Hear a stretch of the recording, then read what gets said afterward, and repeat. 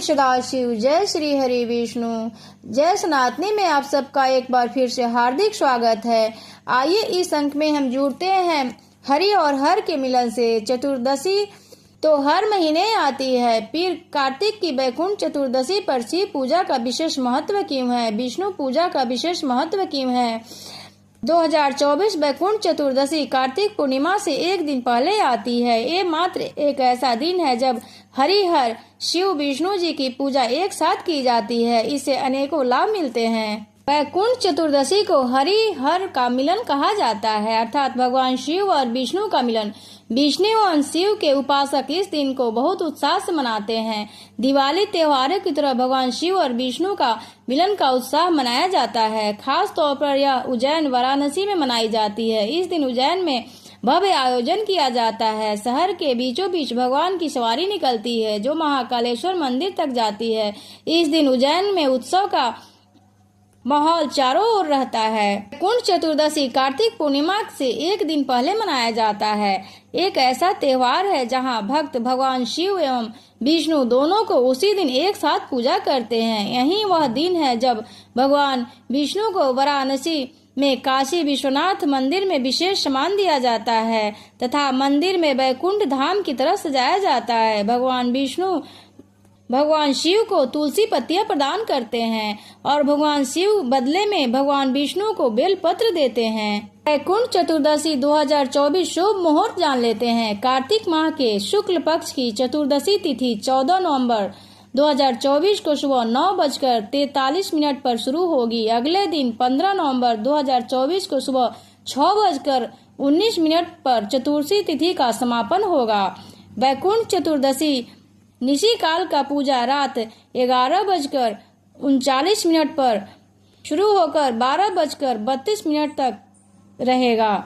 इस दिन सुबह स्नान आदि के बाद व्रत रखना चाहिए और रात में भगवान विष्णु की कमल के पुष्पों से पूजा करनी चाहिए। शिव जी को तुलसी पत्र अर्पित करने चाहिए। पूजा के दौरान ये मंत्र पढ़े बिना पूजा नहीं करनी चाहिए। बिना यो हरि पूजाम तु कुर्यात् रुद्रास्य चर्चनाम वृथा तस्य भवेत पूजा सत्यमेतत्वच मम।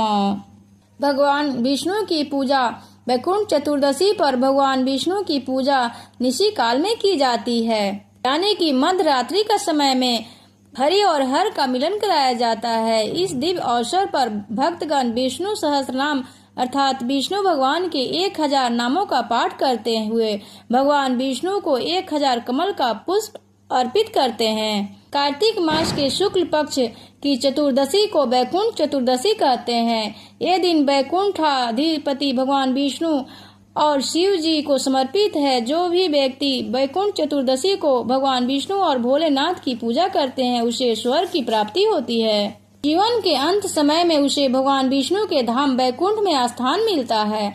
वैकुंठ चतुर्दशी एकमात्र ऐसा दिन है जब शिव जी को तुलसी और विष्णु जी को बेल पत्र चढ़ाते हैं। वैकुंठ चतुर्दशी 2024 में 14 नवंबर को मनाया जाएगा। क्या है हरि और हर की मिलन की परंपरा। स्कंद पुराण पद्म पुराण के अनुसार भगवान विष्णु चतुर्थ मास के दौरान देवशयनी एकादशी से देवउठनी एकादशी तक शिव जी को संपूर्ण जगत की राज सत्ता सौंप कर क्षीर सागर में विश्राम करने जाते हैं।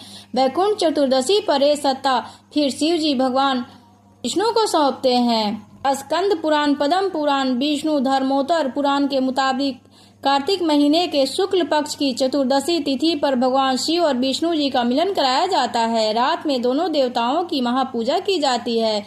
रात्रि जागरण भी किया जाता है। माना जाता है कि चतुर्थ मास खत्म होने के साथ भगवान विष्णु के योग निद्रा से जागते हैं और इस मिलन का भगवान शिव सृष्टि के चलाने की जिम्मेदारी फिर से विष्णु जी को सौंपते हैं। विष्णु भगवान जी का निवास वैकुंठ लोक में होता है, इसलिए इस दिन को वैकुंठ चतुर्दशी भी कहते हैं।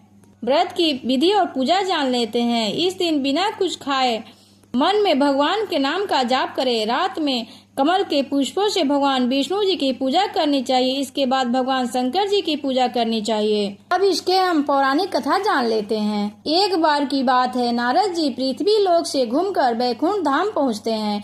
भगवान विष्णु उन्हें आदर पूर्वक बिठाते हैं और प्रसन्न होकर उनके आने के कारण पूछते हैं। नारद जी कहते हैं, प्रभु आपने अपना नाम कृपा निधि रखा है, इससे आपके जो प्रिय भक्त हैं वह तर जाते हैं, जो समान नर नारी हैं वह वंचित रह जाते हैं। इसलिए आप मुझे कोई ऐसा सरल मार्ग बताएं जिससे समान भक्त भी आपकी भक्ति कर मुक्ति पा सके। यह सुनकर भगवान विष्णु जी बोले, हे नारद जी, बात ध्यान पूर्वक सुनो।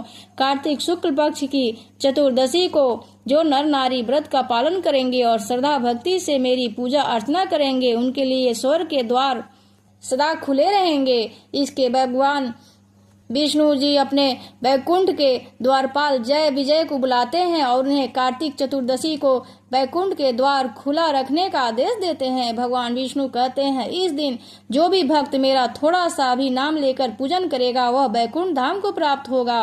अब दूसरी कथा सुन लेते हैं। एक बार भगवान विष्णु देवाधिदेव महादेव का पूजन करने के लिए काशी आए। वहां मणिकर्णिका घाट पर स्नान करके उन्होंने 1000 स्वर्ण कमल पुष्पों से भगवान विश्वनाथ के पूजन का संकल्प लिया। अभिषेक के बाद जब वे पूजन करने लगे तो शिव जी ने उनकी भक्ति की परीक्षा के उद्देश्य से एक कमल का पुष्प कम कर दिया। अगर इस चैनल पर नए हैं तो कृपया चैनल को सब्सक्राइब कर लें और कथा पसंद आए तो लाइक कर दे तथा कमेंट करके अपना सुझाव भी अवश्य दें। भगवान श्री हरि को पूजन की पूर्ति के लिए 1000 कमल के पुष्प चढ़ाने थे। एक पुष्प की कमी देखकर उन्होंने सोचा, मेरी आंखें तो भी तो कमल के ही समान है, मुझे कमल नयन और पुंडरीकाक्ष कहा जाता है। यह विचार कर भगवान विष्णु अपनी कमल समान आंख चढ़ाने को प्रस्तुत हुए। विष्णु जी की इस अगाध भक्ति से प्रसन्न होकर देवाधिदेव महादेव प्रकट हुए। बोले, हे भगवान विष्णु, तुम्हारे समान संसार में दूसरा कोई मेरा भक्त नहीं है। आज की यह कार्तिक शुक्ल चतुर्दशी या वैकुंठ चतुर्दशी कहलाएगी और इस दिन व्रत पूर्वक जो पहले आपका पूजन करेगा उसे वैकुंठ लोक की प्राप्ति होगी।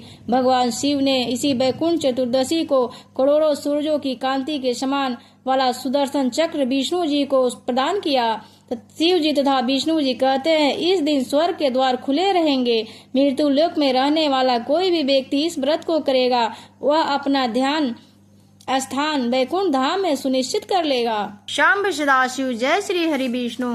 इसी के साथ हम अपनी वाणी को विराम देते हैं। कथा पसंद आए तो लाइक, सब्सक्राइब, कमेंट अवश्य करें।